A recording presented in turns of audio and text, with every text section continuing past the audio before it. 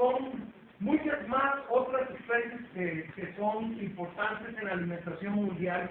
Y las calabazas, pues obviamente son una de ellas, y es un grupo que hemos estudiado por más de 20 años y que nos gusta muchísimo y vamos a seguir trabajando. Entonces, estas calabazas son muy interesantes porque en el caso particular de México tienen una relación con unas abejas, que son las abejas de las calabazas, del género Peponapis, y que la abeja tiene una función clave en el proceso de polinización. No significa que otras abejas no lo tengan.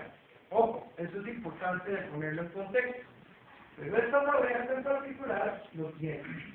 Y entonces, aquí se ha establecido una relación evolutiva. Lo que hemos visto es la capacidad de estas abejas de colectar el polen, que lo hacen de manera sumamente eficiente.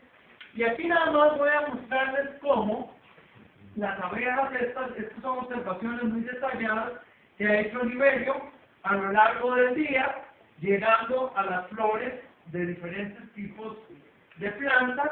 Las calabazas, como ustedes recuerdan, tienen flores masculinas y tienen flores femeninas, ¿sí? Están separadas.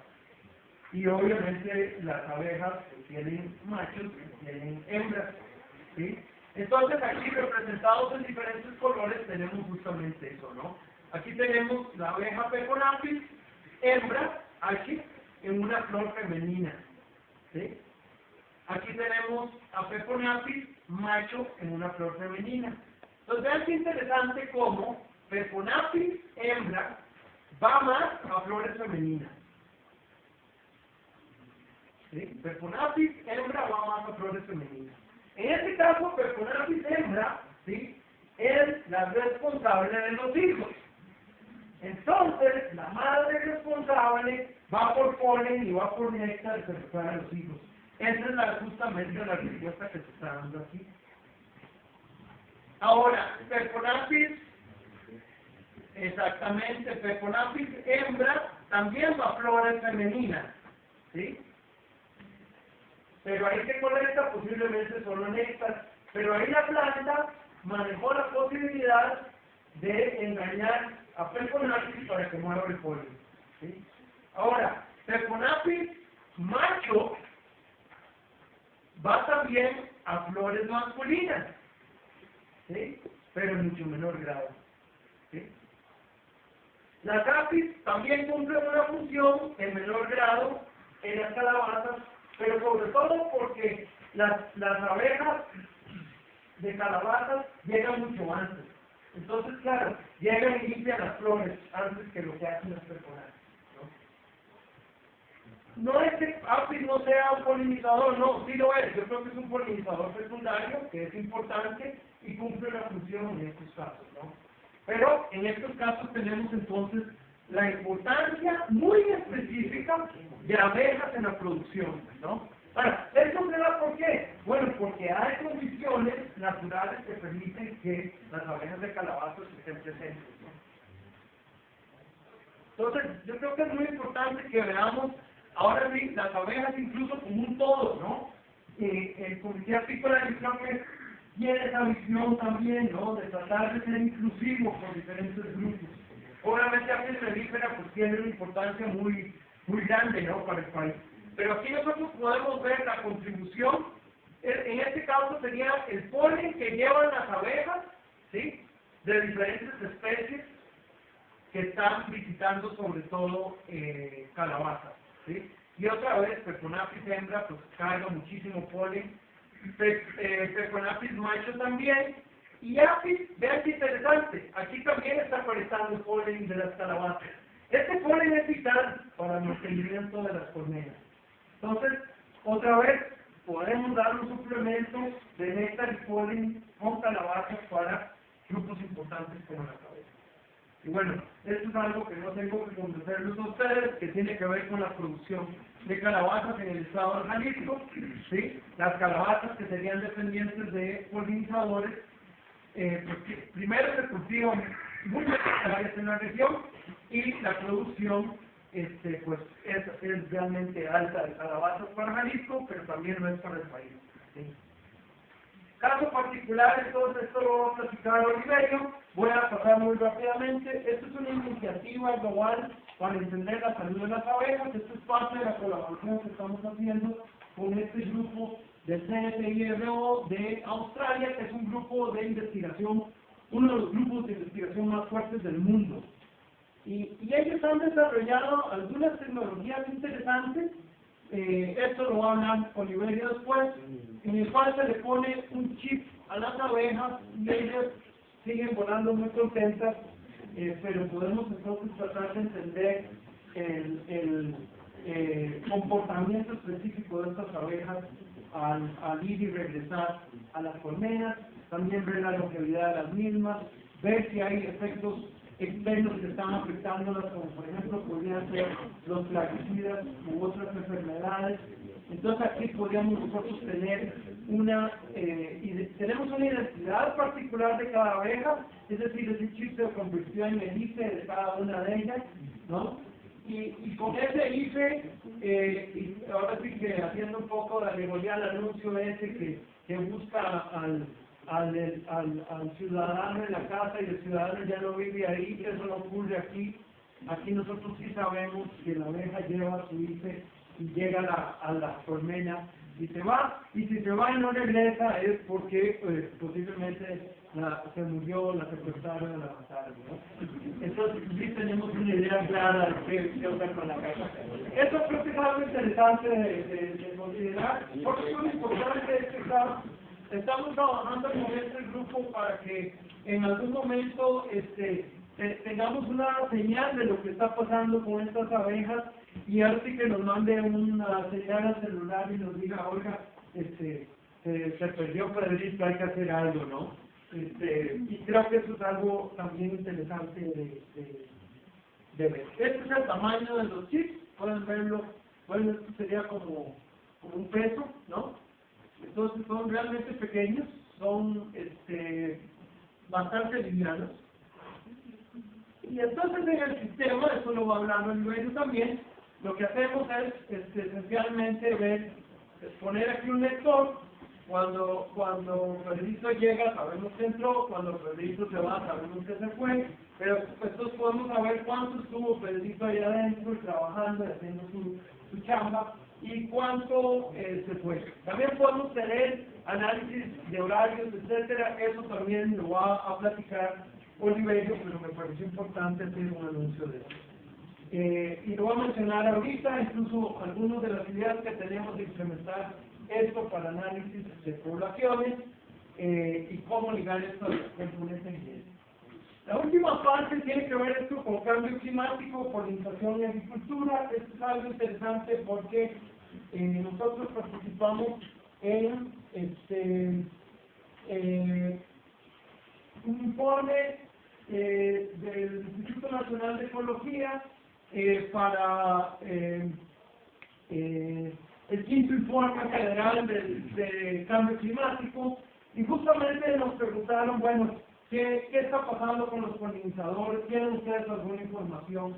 Entonces nos abocamos a la tarea de tratar de entender este problema desde un punto de vista más teórico, y lo que estamos haciendo ahora es precisamente continuando este trabajo con el Laboratorio Nacional de Análisis y Síntesis Ecológica de Recursos Genéticos. Este es un proyecto financiado por el CONACYT y por la UNAM, y es un proyecto a largo plazo. En este proyecto del Laboratorio Nacional estamos tratando, bueno, el Laboratorio Nacional estamos tratando de integrar justamente este tipo de actividades a la ciencia, y creo que en este laboratorio pues tiene una gran responsabilidad, ¿no? Este es uno de esos trabajos en los que nosotros esencialmente determinamos la posibilidad de hacer un estudio para unas 87 especies de plantas y 41 especies de polinizadores, porque de eso teníamos la información. Ahora estamos reanalizando estos datos, pero una cosa importante es que para cada uno de estos obtuvimos su distribución geográfica, su superficie cultivada, cosecha, producción, valor, rendimiento, otra serie de parámetros ligados al uso partes utilizadas y uso, y luego servicios de polinización y dependencia de los polinizadores para cada una de ellas. Entonces, nosotros primero hacemos una proyección a nivel de país, es decir, una proyección geográfica. Bueno, esto es, digamos, una gráfica para hablar de cambio climático donde se ve claramente que en algunas regiones del país la época seca ha aumentado y la época de crecimiento de lluvia ha disminuido. Esto es para la región de Jalisco donde estudiamos. Pero bueno, un punto importante que hicimos fue justamente entonces analizar dónde están estas diferentes especies de plantas, ¿no? Entonces, por ejemplo, aquí tenemos una cactácea, ¿sí? Aquí tenemos un agave, ¿sí? Estos son los mezcales. Y entonces podemos tener la distribución actual de cada una de estas especies. ¿Por qué? Porque nos metemos a las bases de datos de Internet y a bases de datos de museos y podemos tener entonces una proyección de dónde están cada una de estas especies en el país. Con ello podemos darnos una idea también del estatus de los recursos, ¿no? Y luego proyectar a 2050 ante escenarios de cambio climático cuál puede ser el efecto del mismo. Ahora, no necesariamente implica que el cambio climático va a ser lo único que las afecte, no, pero lo que estamos proyectando en este caso para efectos más simples es cambio climático, que definitivamente es un fenómeno que se está dando a nivel global y que alarma a todo el mundo, y yo creo que eso es clave, ¿no?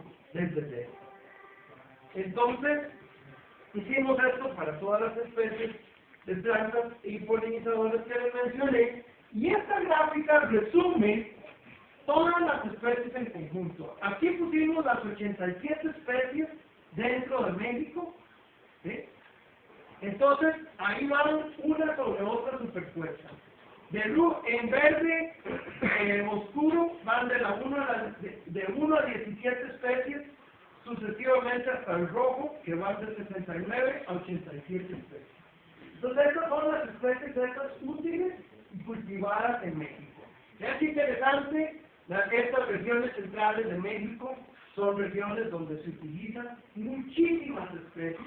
Y digo, creo que el mejor ejemplo de esto es ir a un mercado y ver la gran diversidad de especies que se utilizan. No significa que no se muevan estas especies a otras partes del país, pero definitivamente la diversidad es muy alta, ¿no?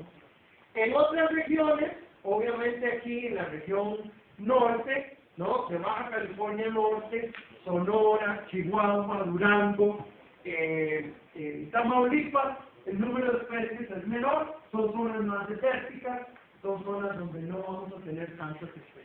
Estas son todas especies dependientes de polinizadores, ¿no? Ahora, ante escenarios de cambio climático, y estos son escenarios pesimistas, estamos ahora depurando este análisis, pero podemos ver varias cosas interesantes. En las partes claras, ¿sí? Es decir, blancas, tendríamos la desaparición del cultivo de esas especies ante escenarios de cambio climático para el 2050. Entonces, vean, estas partes de Sonora y Sinaloa, posiblemente estas secciones de Chihuahua, Nuevo León y Tamaulipas, la sección del Balsas, cuidado, ¿sí? La parte pacífica sur de México, regiones como Campeche, Yucatán, estamos comenzando a predecir posibles cambios que hay que comenzar a considerar. Una situación muy semejante, y ya voy a terminar, para los polinizadores, ¿sí? Aquí tenemos muchas especies de abejas, pero bueno, respecto al cambio climático.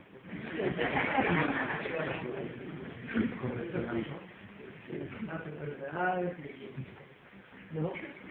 La gripa, todo ese tipo de cosas, las alergias. La misma situación para polinizadores, vean, para el 2050. Cosas semejantes que estamos comenzando a ver.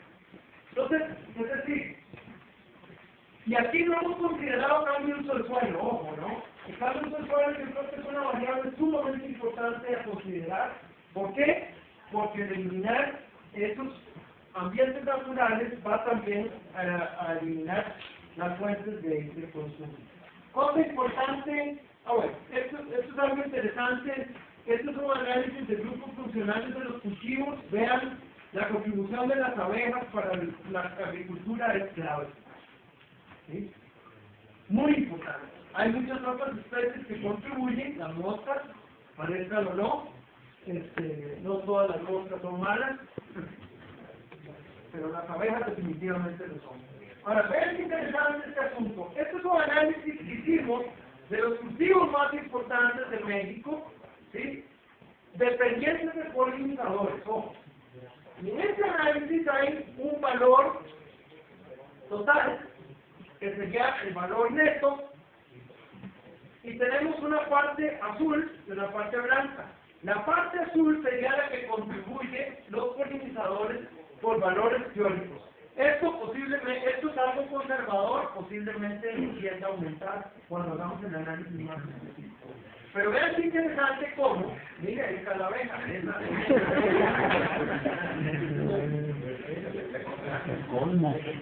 Están con nosotros siempre. Y entonces vean qué interesante, es decir, todas las barras azules nos dicen la contribución de los polinizadores a los cultivos. Es decir, la contribución incluso de API a los cultivos, en términos económicos. Entonces, ahí creo que estamos ante un tema muy importante que hay que cuantificar y hay que establecer una estrategia nacional ligada justamente a este problema, ¿no? ¿Y cuál es la contribución de los polinizadores? Creo que es vital, es algo que hay que ver, hacerle ver al Estado que estos organismos son claves para el bienestar del país.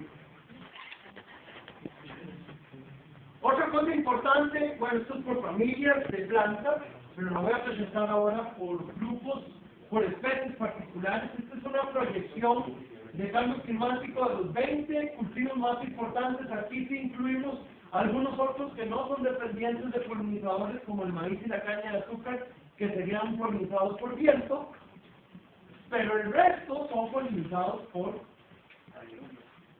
polinizadores. ¿No? Con insectos, entomófila y la otra es aire. Por aire, exactamente. Entonces ahí podemos ver cosas interesantes. Efectos de cambio climático que aumentarían la capacidad de producción, estarían de este lado de la gráfica, y que afectan negativamente estarían de este lado de la gráfica, ¿no? Entonces podríamos ver algunas plantas como el jitomate que podría tolerar hasta cierto punto cambios, sobre todo en temperatura, ¿no? Algunos otros como la cebolla, la naranja, la sandía, los pepinos y la piña podrían. Ahora, ¿qué sucede? Esto no es totalmente cierto. ¿Por qué? Porque aquí hay una dependencia del agua clave. Y el agua, como ustedes lo saben, va a ser posiblemente tan importante como los polinizadores. No totalmente, pero casi, yo creo, ¿no? Es decir, el agua es clave, ¿no? Es decir, por el agua yo creo que van a seguir las próximas guerras, ¿no? ¿Y cómo mantenemos ese recurso? Pues manteniendo nuestros bosques y sistemas naturales. Cuando acabemos con eso, acabamos con el agua. Y hay cultivos, digo, por ejemplo, como la piña misma, que requiere de muchísima agua, ¿no? Entonces no es totalmente cierto eso. Pero vean, haciendo un análisis, si solo hubiéramos cambio climático, la mayoría de especies van a estar afectadas por efectos de cambio climático. Bueno, eso creo que es un punto muy importante, y yo creo que aquí hay que dar definitivamente crédito al Comité Apícola Nacional y a Víctor y su grupo. Creo que ha sido clave en esta iniciativa de incorporar en la Ley Federal de Desarrollo Rural la actividad de polinización como una actividad estratégica para la producción de alimentos. Creo que de veras esto es algo que hay que darle seguimiento. Y el Comité Víctor ha hecho un esfuerzo muy grande en esto. Nosotros, como académicos, nos sumamos a este esfuerzo. Creo que es algo vital que debemos incorporarnos y hacerle ver, entonces, al gobierno federal y a las secretarías involucradas que este es un tema clave en la estrategia de desarrollo rural sustentable del país. Entonces, pues con esto, agradecimientos a muchísimas personas.